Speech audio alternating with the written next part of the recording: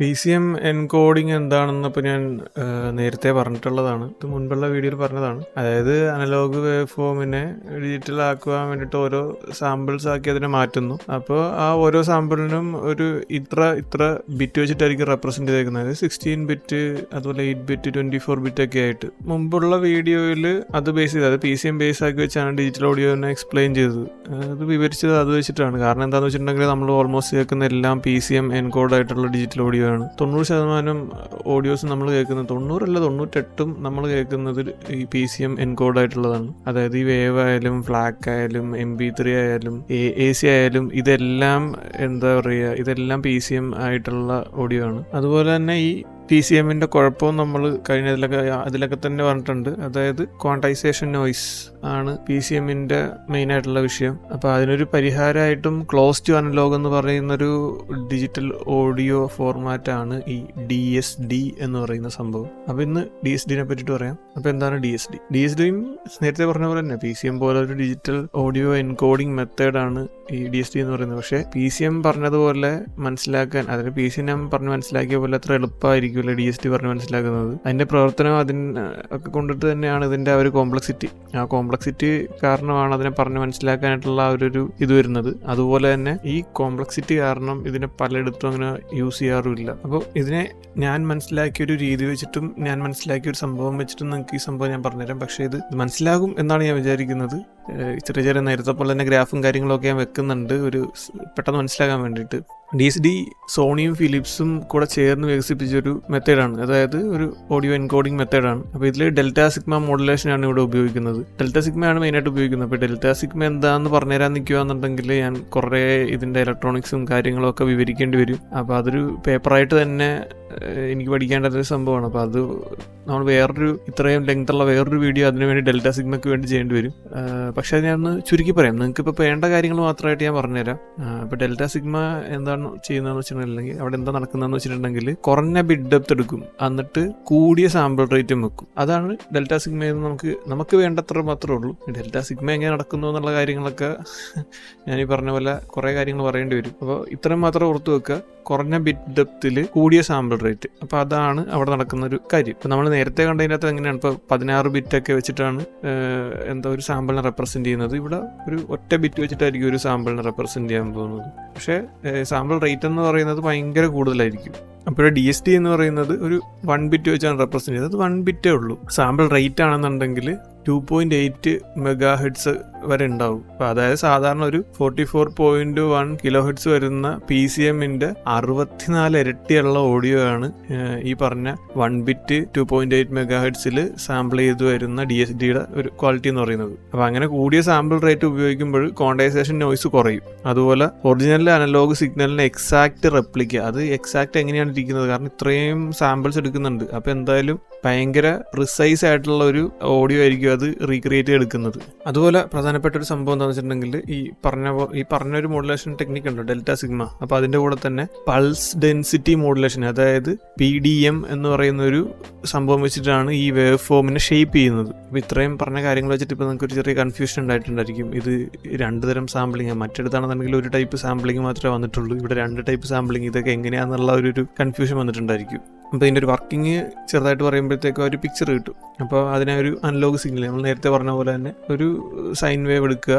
അപ്പോൾ അതിൽ delta sigma modulation വെച്ച് എങ്ങനെ ഡിജിറ്റൽ ആക്കുന്നതെന്ന് പറയാം. അപ്പോൾ ഇതിൽ ഉപയോഗിക്കുന്നത് ഈ പറഞ്ഞ പോലെ പൾസ് ഡെൻസിറ്റി മോഡുലേഷൻ. അപ്പോൾ അനലോഗ് സിഗ്നലിനനുസരിച്ച് ഡിജിറ്റൽ പൾസിൻ്റെ ഒരു ഡെൻസിറ്റി, അതായത് പൾസ് ഡെൻസിറ്റി ആണ്. ഇപ്പോൾ ഈ കാണുന്ന ഒരു ഇമേജ് ഉണ്ടല്ലോ, അപ്പോൾ ഇതിൽ ഈ അനലോഗ് സിഗ്നലിൻ്റെ ആ ഒരു ഷേപ്പ് ഉണ്ടല്ലോ, അപ്പോൾ അതിനനുസരിച്ച് ഡെൻസിറ്റി, അതായത് മേലോട്ട് പോകുമ്പോഴത്തേക്കും ഡെൻസിറ്റി കുറയുന്നു, താഴത്തോട്ട് വരുമ്പോഴത്തേക്കും ഡെൻസിറ്റി കൂടിയിരിക്കുന്നു, ഈ ഫോട്ടോയിൽ കാണിച്ചേക്കുന്ന പോലെ. അപ്പോൾ ഇതിൻ്റെ ആംപ്ലിറ്റ്യൂഡ് മേലോട്ട് പോകുമ്പോഴത്തേക്കും ഉള്ള ഡെൻസിറ്റി ആയിരിക്കില്ല ആംപ്ലിറ്റ്യൂഡ് താഴത്തോട്ട് വരുമ്പോഴത്തേക്കുള്ള ഡെൻസിറ്റി. അത് താഴെ കുറേ അങ്ങോട്ട് എത്തുമ്പോഴത്തേക്കും വേറൊരു ഡെൻസിറ്റി വരുന്നു. അപ്പോൾ അങ്ങനെയാണിത് ആ വേവ് ഫോമിനെ ഷേപ്പ് ചെയ്യുന്നത്. അത് മനസ്സിലായെന്ന് വിചാരിക്കുന്നു.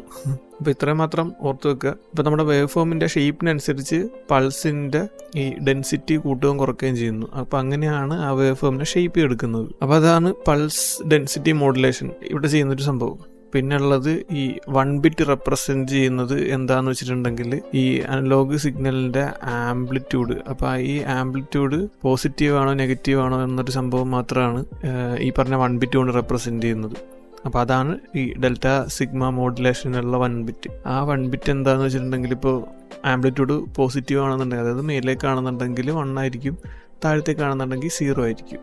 അപ്പോൾ അതാണ് ആ 1 ബിറ്റ് വെച്ച് നമ്മൾ റെപ്രസെൻറ്റ് ചെയ്യുന്നത്. അപ്പോൾ ചുരുക്കി പറയുകയാണെന്നുണ്ടെങ്കിൽ വളരെ സിമ്പിളായിട്ട് നിങ്ങളിത് മനസ്സിലാക്കുകയാണെന്നുണ്ടെങ്കിൽ ഇപ്പോൾ ആംപ്ലിറ്റ്യൂഡ് പോസിറ്റീവ് ആണോ നെഗറ്റീവ് ആണോ എന്നുള്ളത് ഈ 1 ബിറ്റ് റെപ്രസെൻറ്റ് ചെയ്യും. Amplitude positive negative. അപ്പോൾ ആ വേവ് ഫോമിൻ്റെ ഷേപ്പ് ഉണ്ടല്ലോ, ആ വേവ് ഫോമിൻ്റെ ഷേപ്പ് എന്താണെന്നുള്ളത് ഈ പറഞ്ഞ പൾസ് ഡെൻസിറ്റി മോഡുലേഷൻ, അതായത് വേവ് ഫോമിൻ്റെ ഷേപ്പിനനുസരിച്ച് ഡെൻസിറ്റി കൂടുകയും കുറയുകയും ചെയ്യുന്ന ഒരു സംഭവം വെച്ചിട്ട് ഷേപ്പും ഇത് റീക്രിയേറ്റ് ചെയ്യുന്നു. അപ്പോൾ അങ്ങനെയാണ് ഇത് വർക്ക് ചെയ്യുന്നത്. ഞാനിത് മനസ്സിലാക്കി വെച്ചേക്കുന്നത് എങ്ങനെയാണ്, ഇതിനെ പറ്റി എനിക്ക് തോന്നുന്നു മലയാളത്തിൽ വേറെ വീഡിയോ ഒന്നും ഇല്ലയെന്നാണ് എനിക്ക് തോന്നുന്നത്. ഞാൻ കണ്ടിട്ടില്ല ഇതുവരെ. പല ആൾക്കാർ പല നിർവചനങ്ങളും ഭയങ്കര വലിയ വലിയ എക്സ്പ്ലനേഷൻസും ഒക്കെ നിങ്ങൾക്ക് കുറേ വീഡിയോസും അതുപോലെ ഓൺലൈനായിട്ടും ഒക്കെ കിട്ടും. അപ്പോൾ ഞാനിതെല്ലാം വായിച്ചും ഇതിൻ്റെ പ്രാക്ടിക്കലി ഒക്കെ യൂസ് ചെയ്തിട്ട് എനിക്ക് മനസ്സിലായ കാര്യമാണ് ഞാൻ പറഞ്ഞത്. അപ്പോൾ ഇത് മനസ്സിലായെന്ന് വിചാരിക്കുന്നു. അപ്പോൾ ഇത്രയാണ് ഇതിൻ്റെ വളരെ ചെറിയൊരു എക്സ്പ്ലനേഷൻ. അപ്പോൾ DSD വളരെ കുറച്ച് പവർ ഉപയോഗിച്ച് വർക്ക് ചെയ്യുന്നൊരു എൻകോഡിങ് രീതിയാണ്. പക്ഷേ ഇതിൻ്റെ ഈ കോംപ്ലക്സിറ്റി ഉണ്ടല്ലോ, ഇപ്പോൾ ഞാൻ പറഞ്ഞ ഈ 2 ടൈപ്പ് ഇതൊക്കെ വരുന്നത്, അപ്പോൾ അത് കാരണം ഇത് പലയിടത്തും ഉപയോഗിക്കാറില്ല. ഇപ്പോൾ വളരെ കൂടിയ ഹാർഡ്വെയർ വേണം, ഇതിൽ വർക്ക് ചെയ്യാൻ വേണ്ടിയിട്ട് നമ്മൾ വളരെ കൂടിയ ഹാർഡ്വെയർ വെക്കണം. അത് കേൾക്കാനായാലും ഈ എഡിറ്റൊക്കെ ചെയ്യുന്നുണ്ട്, വലിയ രീതിയിലൊന്നും അല്ല ചെയ്യുന്നത്. അതുകൊണ്ട് ഈ വലിയ ഹാർഡ്വെയറും ഇതൊക്കെ വേണ്ടതുകൊണ്ട് ഇത് അങ്ങനെ അധികം എഡിറ്റിങ്ങിനൊന്നും യൂസ് ചെയ്യാത്തൊരു ഫോർമാറ്റാണ്. പിന്നെ അതുപോലെ ഇത് പ്രോപ്പറായിട്ട് മാസ്റ്റർ ചെയ്തില്ല എന്നുണ്ടെങ്കിൽ ഈ പറയുന്ന ഔട്ടൊന്നും വരില്ല, സാധാരണ PCM പോലെ തന്നെ ഇരിക്കും. അപ്പോൾ ഒരു 24 ബിറ്റ് 88 kHz വരുന്നൊരു PCM ഓഡിയോയുടെ അതേ ക്വാളിറ്റി തന്നെ ഈ 1 ബിറ്റ് DSD ഫയലിൽ നിന്ന് നമുക്ക് കിട്ടും. അപ്പോൾ അതുപോലെ തന്നെ ഇതിനൊരു 120 dB ഡൈനാമിക് റേഞ്ചൊക്കെ വരും. സോണിയും ഫിലിപ്സും ചേർന്ന് ഈ പറഞ്ഞ പോലെ ഓഡിയോ CD-ക്ക് പകരമായിട്ട് കൊണ്ടുവന്നൊരു SACD എന്ന് പറഞ്ഞിട്ടുള്ളൊരു ഫോർമാറ്റ് ഉണ്ട്. അപ്പോൾ ഈ SACD-കളിലാണ് ഈ DSD എൻകോഡിങ് കൂടുതലായിട്ട് ഉപയോഗിച്ചുകൊണ്ടിരുന്നത്. അപ്പോൾ അതിന് വേണ്ടിയിട്ടാണ് ഇത് ഉണ്ടാക്കിയത് തന്നെ. പക്ഷേ ഈ SACD എന്ന് പറയുന്നത് വളരെ വിരളമായിട്ട് കിട്ടുന്നൊരു സാധനമാണ്. SACD-യിൽ അധികം റിലീസസ് ഒന്നുമില്ല. പഴയ അനലോഗ് റെക്കോർഡിങ്ങും പഴയ അനലോഗ് ആൽബംസിനെയൊക്കെ ഡിജിറ്റലിലേക്ക് ആക്കുമ്പോഴത്തേക്കും അതിൻ്റെ SACDs ഒക്കെ ഇറങ്ങുന്നുണ്ട്. പിന്നെ DSD നിങ്ങൾക്ക് കേൾക്കണമെന്നുണ്ടെങ്കിൽ കൊബൂസ്, HD ട്രാക്സ് പോലത്തെ വെബ്സൈറ്റ്സ് ഒക്കെ ഉണ്ട്. അപ്പോൾ അതിൻ്റെ അകത്തൊക്കെ നമുക്ക് ഈ പറഞ്ഞ പോലെ DSD-ൻ്റെ ഡിജിറ്റൽ ഒരു ഫോർമാറ്റ് ഉണ്ട്, DSF എന്ന് പറഞ്ഞിട്ടുള്ളത്, ഡിജിറ്റൽ സ്ട്രീം ഫയൽ. അപ്പോൾ അത് നമുക്ക് കിട്ടും. അത് വെച്ച് DSD കേൾക്കാൻ പറ്റും. SACDs വാങ്ങിക്കുക എന്ന് പറയുന്നത് ഭയങ്കര ഒരു തലവേദന പരിപാടിയാണ്. കാരണം വേറെ നമ്മുടെ ലാംഗ്വേജിലൊന്നും SACD ഉണ്ടോയെന്ന് പോലും എനിക്കറിയാൻ പാടില്ല ഒരു റിലീസ്. പിന്നെ DSD നിങ്ങൾ കേൾക്കുമ്പോഴത്തേക്കും ഇപ്പോൾ ചുമ്മാ ഒരു DSD ഫയൽ ഡൗൺലോഡ് ചെയ്തിട്ട് എന്തെങ്കിലും ഇട്ട് അങ്ങനെ കേൾക്കാൻ പറ്റില്ല. DSD നിങ്ങൾക്ക് പ്രോപ്പറായിട്ട് കേൾക്കണമെന്നുണ്ടെങ്കിൽ DSD ഡീകോഡ് ചെയ്യുന്നൊരു ഒരു ആപ്ലിക്കേഷൻ വേണം, അതായത് സോഫ്റ്റ്വെയർ വേണം. ഹാർഡ്വെയർ പാർട്ടിലാണെന്നുണ്ടെങ്കിൽ ഇതിന് പ്രോപ്പറായിട്ടുള്ള DAC വേണം. അപ്പോൾ അങ്ങനത്തെ ആ ഒരു സെറ്റിങ്സിൽ മാത്രമേ ഉള്ളൂ ഇതിൻ്റെ ആ ഒരു ഈ പറയുന്ന സംഭവങ്ങൾ കിട്ടുകയുള്ളൂ. പക്ഷേ ഇതൊക്കെ ഉണ്ടെന്നുണ്ടെങ്കിലും എനിക്ക് DSD കേട്ടിട്ട് PCM കേട്ടിട്ട് എനിക്ക് വലിയ മറ്റേ ആന കുതിര വ്യത്യാസങ്ങളൊന്നും ഇതുവരെ തോന്നിയിട്ടില്ല. ചിലപ്പോൾ ഞാൻ കേട്ടേക്കുന്ന എൻ്റെ പക്ഷേ DSD സപ്പോർട്ട് ചെയ്യുന്ന DAC-ഉം കാര്യങ്ങളൊക്കെ വെച്ച് തന്നെയാണ് കേട്ടത്. പക്ഷേ എനിക്ക് നമ്മളെ ഭയങ്കരമായിട്ട് അഫക്റ്റ് ചെയ്യുന്ന പോലത്തെ ഒരു ക്വാളിറ്റി വ്യത്യാസം ഉണ്ടെന്നോ അങ്ങനെ ഒന്നും എനിക്ക് തോന്നിയിട്ടില്ല. വളരെ നോർമലായിട്ട് വളരെ ഇതായിട്ടുള്ളൊരിതേ എനിക്ക് തോന്നിയിട്ടുള്ളൂ. അപ്പോൾ ഈ DSD-ൻ്റെ ഫയൽ ഫോർമാറ്റ്സിനെ നോക്കാം. ഇപ്പോൾ നമുക്ക് MP3 എന്നൊക്കെ പറഞ്ഞ് PCM-ന് വേണ്ടിയിട്ട് MP3യും ഫ്ലാക്കും ഒക്കെ അങ്ങനെ പല ഫോർമാറ്റ് ഉണ്ടല്ലോ. അപ്പോൾ ഇതുപോലെ DSD-ക്ക് ഫയൽ ഫോർമാറ്റ്സ് ഉണ്ട്. അപ്പോൾ അതൊക്കെ ഏതാണെന്ന് നോക്കാം. അപ്പോൾ ആദ്യത്തേത്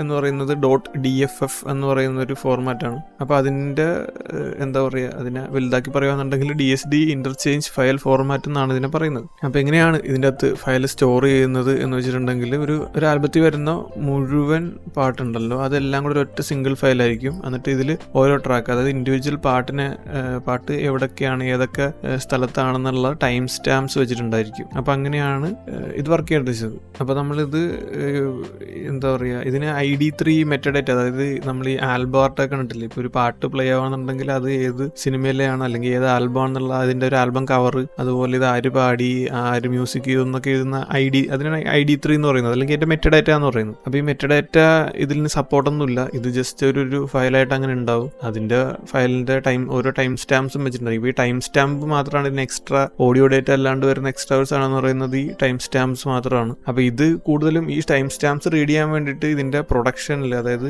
ഇത് വെച്ച് പാട്ടുണ്ടാക്കുന്ന പ്രൊഡക്ഷനിൽ പ്രത്യേക ഒരു യൂണിറ്റ് ഉണ്ട്. അപ്പോൾ അവിടെ മാത്രമാണ് നമുക്കിത് റീഡ് ചെയ്യാൻ പറ്റുള്ളൂ. ഇത് ആക്ച്വലി പ്രൊഡക്ഷന് വേണ്ടിയിട്ട് ഉപയോഗിച്ചിട്ടുണ്ടെന്ന് വെച്ചാൽ, അതായത് എഡിറ്റിങ്ങിനും അങ്ങനെ കാര്യങ്ങൾക്ക് വേണ്ടിയിട്ട് ഉപയോഗിച്ചിട്ടുണ്ടെന്ന് വെച്ചൊരു ഫോർമാറ്റാണ്.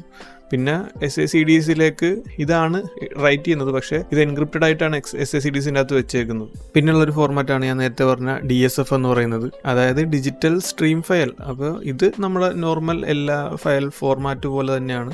ഇതിൻ്റെ അകത്ത് ഉള്ള ടെക്നോളജി എന്ന് പറയുന്നത് DSD ആണെന്ന് മാത്രമേ ഉള്ളൂ. പക്ഷേ ഇത് നമ്മുടെ നോർമൽ ഫയൽ പോലെ തന്നെ ഇപ്പോൾ ഒരു MP3 ഒക്കെ പോലെ തന്നെ ഒരു ഫയലായിട്ട് കിടക്കും.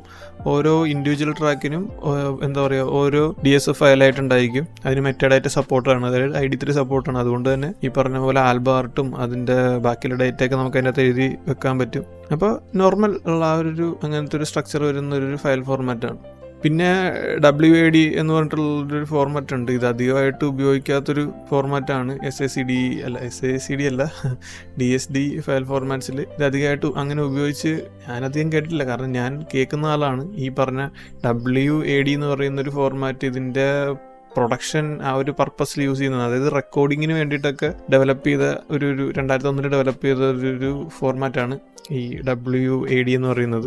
അപ്പോൾ ഇതിൻ്റെ മറ്റേന്നൊക്കെ ഒരു ഗുണമെന്ന് പറയുന്നത് ഇതിൽ പ്രിസൈസ് ആയിട്ട് ഈ ടൈം സ്റ്റാമ്പ്, ഇത് ഈ ആദ്യം പറഞ്ഞ ആ ഒരു ഫോർമാറ്റില്ലേ, അതായത് ആദ്യം പറഞ്ഞ DFF. അപ്പോൾ ഈ DFF ഫോർമാറ്റുമായിട്ട് വളരെ ക്ലോസ് ആയിട്ട് നിൽക്കുന്ന ഒരു ടൈപ്പാണ്. കാരണം ഇതിൻ്റെ അകത്ത് ID3 പരിപാടിയൊന്നുമില്ല. ഇതിൻ്റെ അകത്തും ടൈം സ്റ്റാമ്പ്സ് വെച്ചിട്ടാണ് ഈ പറഞ്ഞ പോലെ സ്റ്റോർ ചെയ്യുന്നത്. പക്ഷേ ഇതിൻ്റെ ടൈം സ്റ്റാമ്പ്സ് എന്ന് പറഞ്ഞാൽ ഭയങ്കര പ്രിസൈസ് ആയിട്ടുള്ള ടൈം സ്റ്റാമ്പാണ്. കാരണം ഇത് ഈ പറഞ്ഞ റെക്കോർഡ് ചെയ്തേക്കുന്ന സാധനം പിന്നെ എഡിറ്റ് ചെയ്യാൻ കൊണ്ടുപോകണമല്ലോ. അപ്പോൾ അതിന് ഉപയോഗിക്കുന്ന ഒരു ഫോർമാറ്റ് കൊണ്ട് ഭയങ്കര പ്രിസൈസ് ആണ്. അപ്പോൾ ഇതൊക്കെയാണ് DSDനെ പറ്റിയിട്ട് നമുക്ക് പറയാനായിട്ടുള്ളത്. അപ്പോൾ ആദ്യം പറഞ്ഞ എക്സ്പ്ലനേഷൻ ഉണ്ടല്ലോ ഇതിൻ്റെ വർക്കിംഗ് ആ ഒരു പരിപാടി. അപ്പോൾ ആ സംഭവം നിങ്ങൾക്ക് മനസ്സിലായെന്നാണ് വിചാരിക്കുന്നത്. കാരണം ഇത് ഞാൻ തന്നെ കുറേ സാധനങ്ങളൊക്കെ വായിച്ചും കുറേ സംഭവങ്ങൾ നോക്കിയൊക്കെയാണ് ഈ DSDൻ്റെ ആ വർക്കിംഗ് ഒന്ന് മനസ്സിലാക്കി എടുത്തത്.